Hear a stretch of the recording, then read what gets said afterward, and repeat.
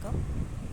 சங்க இலக்கியம் பற்றி ஒரு 100 ஒன்லைனர் நம்ம இதில் பார்க்க போகிறோம்.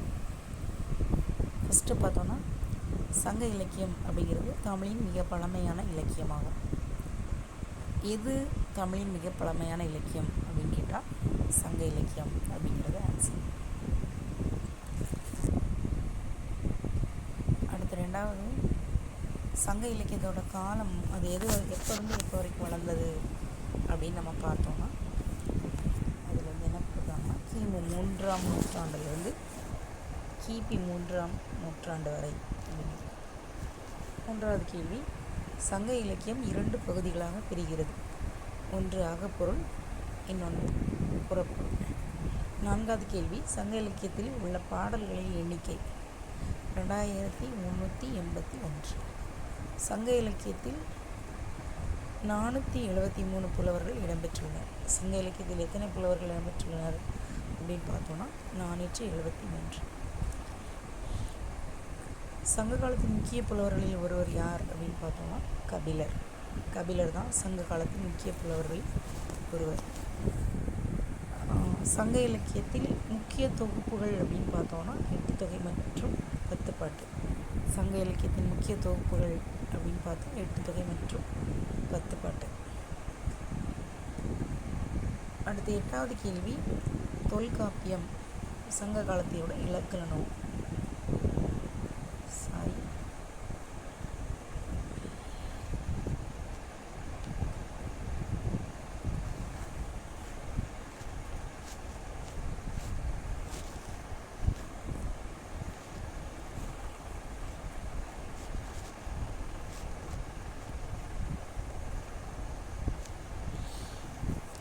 சங்க காலத்தோட இலக்கண நூல் அப்படின்னு பார்த்தோன்னா தொல்காப்பியம். மனித உணர்வையும் இயற்கையையும் பிரதிபலிக்கிறது எந்த இலக்கியம் அப்படின்னு கேட்டாங்கன்னா சங்க இலக்கியம். சங்க இலக்கியம் மனித உணர்வுகளையும் இயற்கையையும் பிரதிபலிக்கிறது. அகப்பொருள் எதை பற்றி குறிக்கிறது அப்படின்னு பார்த்தோன்னா காதல் மற்றும் உள்ளுணர்வு. புறப்பொருள் அதே மாதிரி வீரத்தையும் புகழையும் குறிக்கிறது. சங்க பாடல்கள் பெரும்பாலும் என்ன பாவகையில் இருக்குது அப்படின்னு நம்ம பார்த்தோம்னா ஆசிரிய பாவகை. 13வது கேள்வி, சங்க இலக்கியம் வாழ்க்கை முறையை விளக்கும் சமூக ஆவணம். வாழ்க்கை முறையை விளக்கும் சமூக ஆவணம் எது அப்படின்னு கேட்டால் அதுக்கு விட என்ன? சங்க இலக்கியம். சங்க இலக்கியம் எந்த வாழ்க்கை முறையை வெளிப்படுத்துகிறது அப்படின்னு பார்த்தோம்னா 5 வாழ்க்கை முறை. இந்த 5 இணைகள் என்ன அப்படிங்கிறது நமக்கு தெரியும். குறிஞ்சி, முல்லை, மருதம், நெய்தல், பாலை. பாலைவனம் இல்லை பாலை. 16வது கேள்வி, சங்க இலக்கியம் தமிழர் பண்பாட்டின் அடையாளம். தமிழர் பண்பாட்டின் அடையாளம் எது அப்படின்னு கேட்டால் சங்க இலக்கியம். சங்க இலக்கியத்தில் எது ரொம்ப பிரதானமானது முக்கியமானது என்னது அப்படின்னு பார்த்தோன்னா பரம்பொருள் இன்பம். சங்க இலக்கியம் எந்த வாழ்வியலை காட்டுது அப்படின்னு பார்த்தோன்னா பெரும்பாலும் இயற்கை சார்ந்த வாழ்வியல். புலவர்கள் என்ன பண்ணுவாங்கன்னா அரசர்களை புகழ்ந்து பாடியிருப்பாங்க. தமிழின் செம்மொழி தன்மையை வெளிப்படுத்துவது என்னதான் சங்க இலக்கியம். அடுத்து 21வது கேள்வி, சங்க இலக்கியம் 3 சங்க காலங்களை குறிக்கிறது. சங்க இலக்கியம் தான் 3 சங்க காலங்களையும் குறிக்கும். முதல் சங்கம் மதுரையில் நடைபெற்றதாக சொல்லப்பட்டிருக்கு. 2ஆம் சங்கம் மதுரையில் தான். 3ஆம் சங்கம் தான் நமக்கு கிடைத்த இலக்கியங்களை வழங்கியுள்ளது அப்படின்னு. அடுத்து 8 தொகை சங்க இலக்கியத்தின் முக்கிய தொகுப்பு. மற்றொரு தொகுப்பு 10 பாட்டு. 8 தொகை 10 பாட்டு. அடுத்து அகப்பொருள் சார்ந்த நூல் எது அப்படின்னு பார்த்தோம்னா நமக்கு நற்றிணை. குறுந்தொகை காதல் வாழ்க்கை வெளிப்படுத்தும். ஐங்கூறு நூறில் சிறிய பாடல்கள் இருக்கும். நமக்கு அகப்பொருள் இதில் 10 பாட்டை நம்ம எடுத்துட்டோம்னா 10 பாட்டு 8 தொகை இருக்கும்ல, அதில் அகம் சார்ந்த நூல் எது, புறம் சார்ந்த நூல் எது, இரண்டும் சேர்ந்த நூல் எது அப்படின்னு நம்ம பிரித்து பார்த்துட்டோம்னா இதில் எந்த கேள்வி கேட்டாலும் எழுதிக்கலாம். அடுத்து காதல் வாழ்க்கையை வெளிப்படுத்துவது எது அப்படின்னு நம்ம பார்த்தோம்னா குறுந்தொகை. அடுத்து ஐங்கூறு நூலில் சிறிய பாடல்கள் தான் இருக்கும். அகநானூறு அகப்பொருள் நூல், புறநானூறு புறப்பொருள் நூல். அதே மாதிரி பரிபாடல் என்ன சொல்லும் அப்படின்னா இறை வழிபாட்டை சொல்லும். கலித்தொகை கலிப்பான பாடல்களை கொண்டது அப்படின்னு சொல்லியிருக்கு. அது மாதிரி மாதிரி சேர அரசர்களை புகழ்வது எதுன்னு பார்த்தோன்னா பதிற்று பத்து. நிறைய நீண்ட பாடல்கள் உள்ளது எது அப்படின்னு பார்த்தோன்னா பத்துப்பட்டு. அதே மாதிரி திருமுருகாற்றுப்படைங்கிறது முருகனை பாடும்.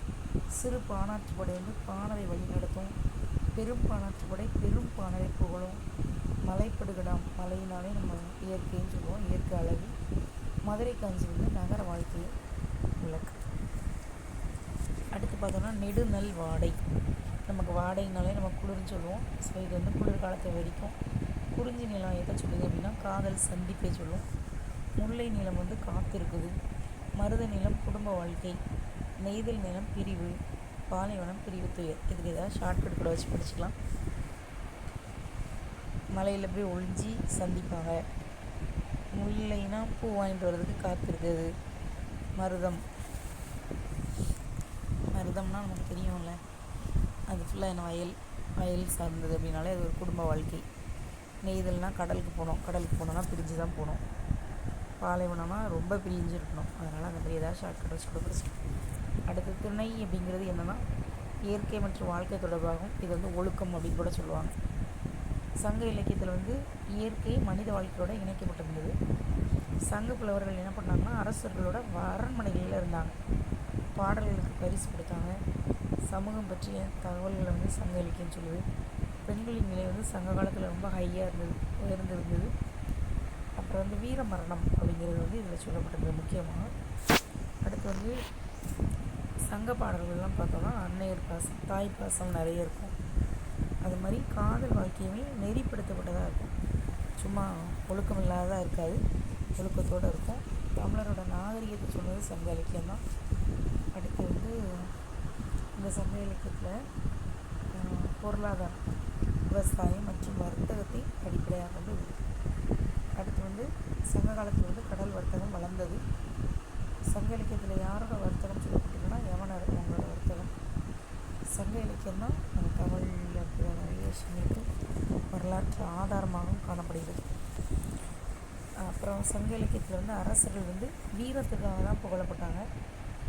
இதில் வந்து மூவேந்தர்கள் இருந்தாங்க. சேர, சோழர், பாண்டியர் அவங்கலாம் இல்லை. இதில் வந்து மூவேந்தர், இவங்க 3 பேரையும் மூவேந்தர்கள்னு சொன்னது வந்து சங்க இலக்கியம்தான். சேரர்கள் வந்து வாணிபம், சோழர்கள் வந்து கடற்படை வலிமையில், பாண்டியர்கள் வந்து கல்வி மற்றும் கலை. சேரர்கள் வாணிபம், சோழர்கள் கடற்படை வலிமை, பாண்டியர்கள் கல்வி மற்றும் கலை. இதுக்கெல்லாம் ஆதரவு கொடுத்துருக்காங்க. யவனர் அவங்க வந்து வர்த்தகத்துக்கு வந்திருக்காங்க. ஏற்கனவே பார்த்தோம், யவனரில் வெளிநாட்டு மக்கள். சங்க காலத்தில் வந்து நாணயம் இருந்திருக்கு. உழவர்கள் வந்து சங்ககால சமூகத்தின் முதன்மை தொழிலாளர்கள். சங்க காலத்தில் முதன்மையாக இருந்த தொழிலாளர்கள் யாருன்னு பார்த்தோன்னா உழவர்கள். நெய்தல் நிலத்தில் வாழ்ந்தவங்க மீனவர்கள், குறிஞ்சி நிலத்தில் வாழ்ந்தவங்க குறவர்கள், முல்லை நிலத்தில் இருந்தவங்க ஆயர்கள், மருத நிலத்தில் இருந்தவங்க வேளாளர்கள். மருத நிலம் வந்து விவசாயத்துக்கு ஏற்றது. நெய்தல் நிலம் வந்து கடற்படை பகுதி. இதெல்லாம் நமக்கு தெரிஞ்சது தான். இருந்தாலும் சங்க இலக்கியம் தொழில்களை தெளிவாக காட்டும். பாடல்கள் வந்து வாய்மொழியாக தான் பரவிடுது. புலவர்கள் வந்து இது ஏற்கனவே அரசர் வாழ்ந்தார்கள் நம்ம பார்த்தோம். சங்க காலத்தில் பரிசளிப்பு முறை வந்து இருந்திருக்குது. இது பார்த்தாச்சு. நினைவு சின்னங்களும் வச்சுருக்காங்க. நடுகள், ஹீரோ ஸ்டோன் சொல்லுவோம்ல, நடுகள், அது வந்து வீரர்களுக்காக வச்சுருக்காங்க. சங்க இலக்கியம் வந்து பெண்களின் துணிச்சலை சொல்லும். அப்புறம் வந்து காதல் வாழ்க்கையில் ஒழுக்கம் தான் முக்கியங்கிறது இது சொல்லியிருக்கோம். காதல் வாழ்க்கையில் மெயினாக வந்து தூது அனுப்புறது அது வந்து சொல்லியிருக்கோம். அது மாதிரி தோழி வந்து அந்த காதல் வாழ்க்கையில் முக்கிய பங்கு இருக்கும். சமூக கட்டுப்பாட்டை பிரதிபலிக்கிறது வந்து அன்னை. அப்புறம் வந்து காதல் வந்து திருமணமாக மாறும். அப்புறம் வந்து அகப்பொருள் பாடல்கள் எல்லாமே பார்த்தோம்னா நுட்பமான உணர்வுகளை சொல்லும். புறப்பொருள் பாடல்கள் எல்லாமே வீரத்தையும் புகழையும் சொல்லும்.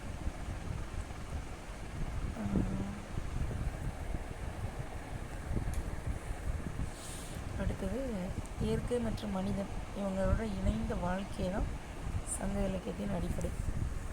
அப்புறம் வந்து சங்க இலக்கியம் வந்து தமிழர் பண்பாட்டை உலகத்துக்கே காமிக்குது. சங்க இலக்கியம் வந்து செம்மொழி தமிழின் சிறந்த எடுத்துக்காட்டு. சங்க இலக்கியத்தில் வந்து மத சார்பற்ற எண்ணங்கள் நிறைய காணப்படுது. இறை நம்பிக்கை சில பாடல்களில் இருக்குது. பரிபாடல்கள் அதில் மெயினாக வந்து இறை வழிபாட்டை எடுத்துக்காட்டுது.